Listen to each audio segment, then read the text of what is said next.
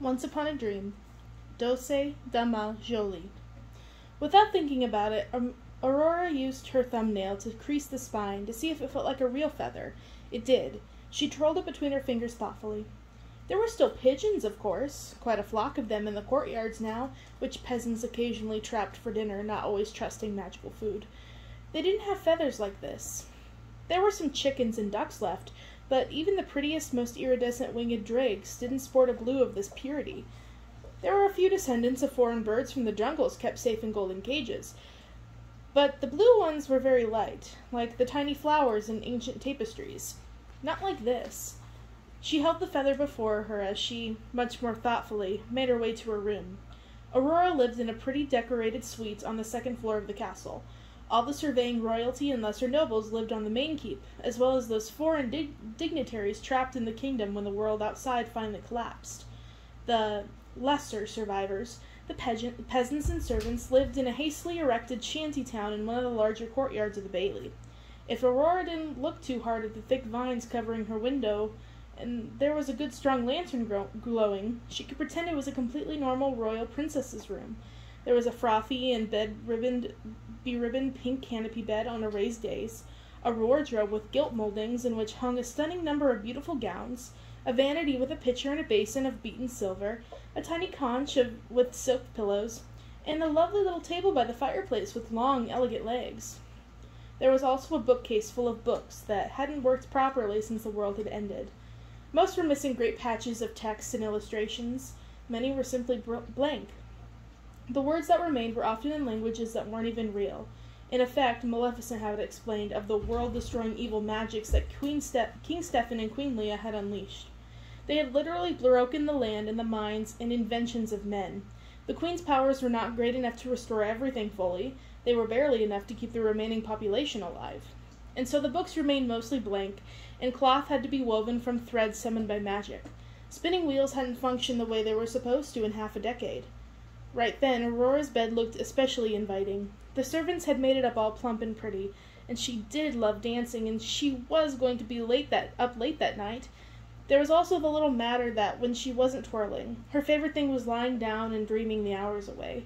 Her bed was always her favorite place to be. She could spend the entire day in the dark under its covers. Eventually, night would come, and sometimes things were more interesting at night, as much as anything was over-interesting in the castle and the end of the world. And when the nights weren't particularly interesting, well, at least she had passed another of the endless days away. She gave in, collapsing on her back onto the fat mattress full of feathers. She twirled the little blue feather in her fingers. She had never seen the minstrel in any of the outer courtyards or baileys. He tended to stick to shadows, internal rooms, secluded areas, like a burglar or a cat. Bright light hurt his attic's eyes, and he was more uncomfortable than most looking up at the giant vines that blocked the sky. Perhaps that's what he meant by being outside, not outside. Poor, crazy, drunken fool.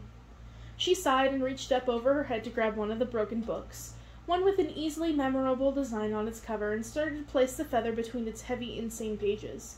At the last moment she changed her mind and put it in the little silver pouch attached to her girdle by her chenille.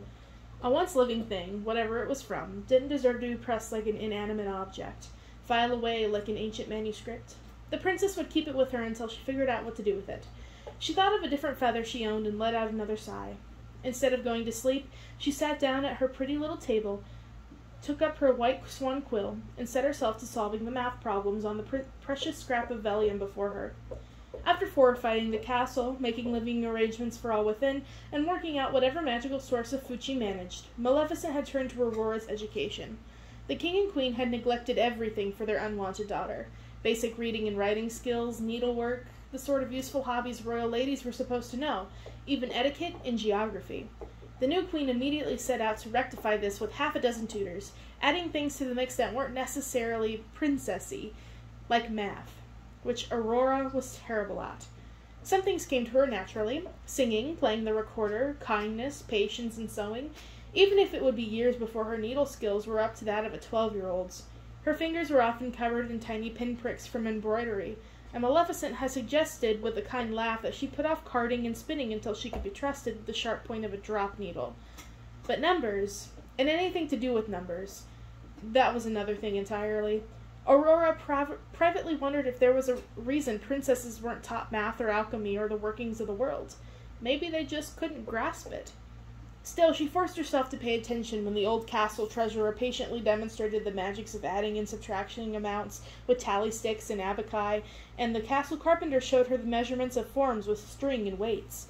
When she tried to do the exact same problems on her own, however, they never made sense.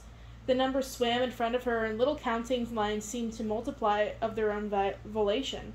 Her ability to draw was negligible, and her squares often looked like mush.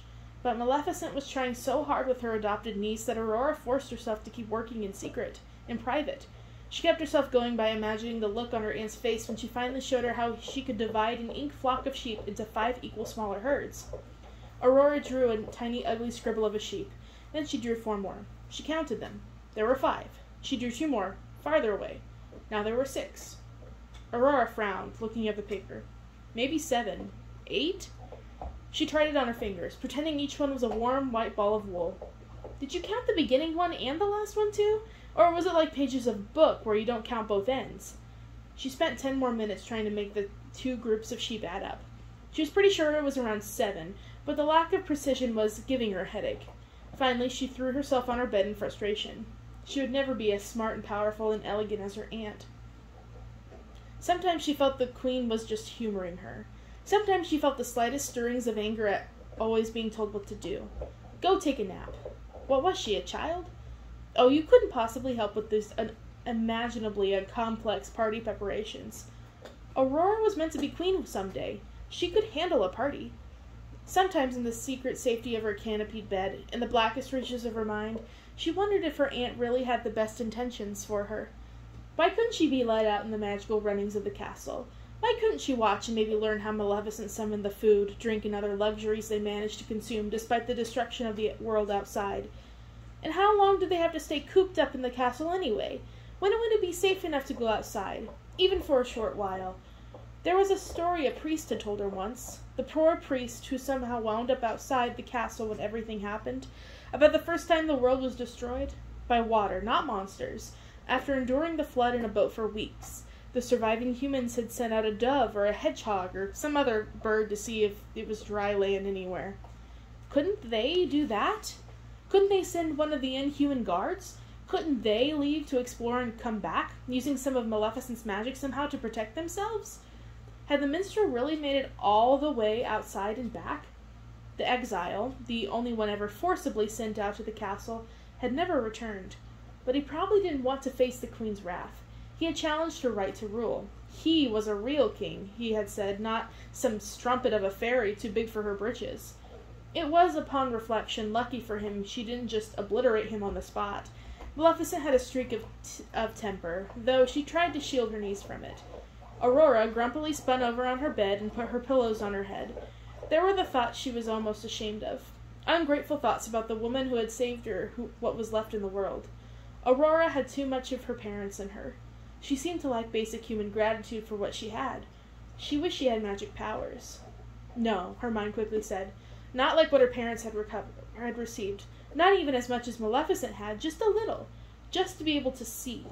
Either what the world was like out there now, how it was changing or healing, or what it had been like before, back when there were animals and people and books all worked properly. It was getting hard to remember another effective evil changed land. She wished, and a book fell on her head.